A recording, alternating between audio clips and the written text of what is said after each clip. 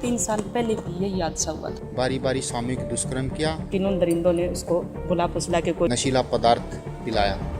बाकी मैं चाहती हूँ हमें न्याय मिले। हरियाणा के लोगों की जो मानसिकता है वो काफ़ी पिछड़ी हुई मानसिकता है।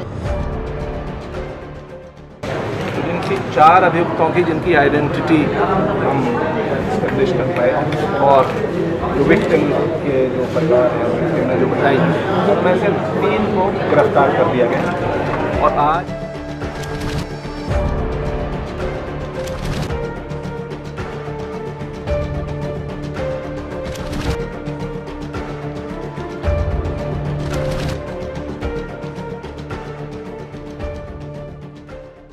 तेरह जुलाई की है ये घटना।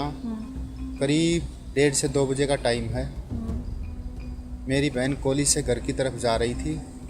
ऑटो पकड़ के घर जाती थी और ऑटो से जाती थी। 3 साल पहले भी यही हादसा हुआ था और 3 साल के बाद अभी भी वही बंदे हैं, वही बंदे 3 साल पहले थे। उन्हीं से बच के हम यहाँ भिवानी छोड़ के और रोहतक में रहते थे। इन्हीं दरिंदों ने मेरी बेटी के साथ का बुरा हाल किया है।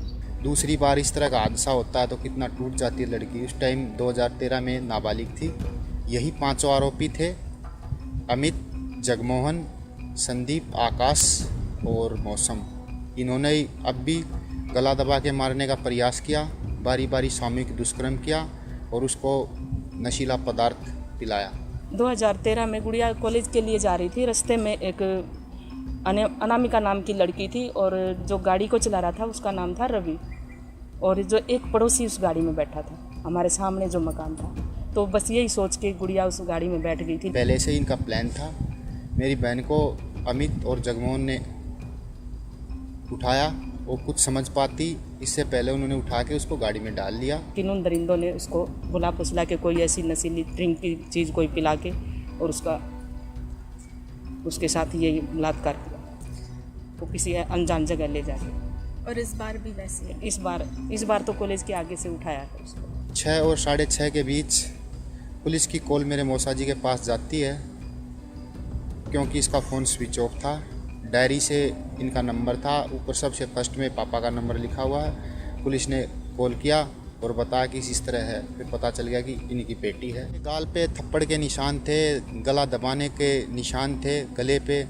तो उन्होंने इसको इस तरह से टॉर्चर भी किया, लेकिन हमारे को पैसे का लालच भी दिया गया। 50 लाख तो मिनिमम था, इससे ऊपर बोलो कि किसने आपको पैसे ये जो दोनों आरोपी गिरफ्तार थे इन्हीं की तरफ से हमारी रिश्तेदारियों के माध्यम से इधर उधर से हमारे पास बातें आती थी कि राजीनामा करें, 50 लाख तो है।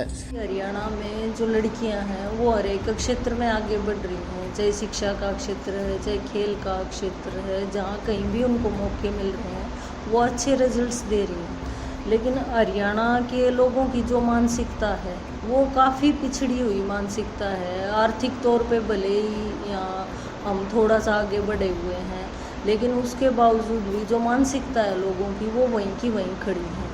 तो जो लड़कियां आगे बढ़ती हैं, कुछ करती हैं, इतने दबावों के बावजूद भी, तो उनका जो मनोबल तोड़ने का जो काम है ना वो ये लोग करते हैं और उसमें गैंग रेप को एक हथियार के तौर पे उसमें इस्तेमाल करते हैं उनका मनोबल तोड़ने के लिए लड़कियों का।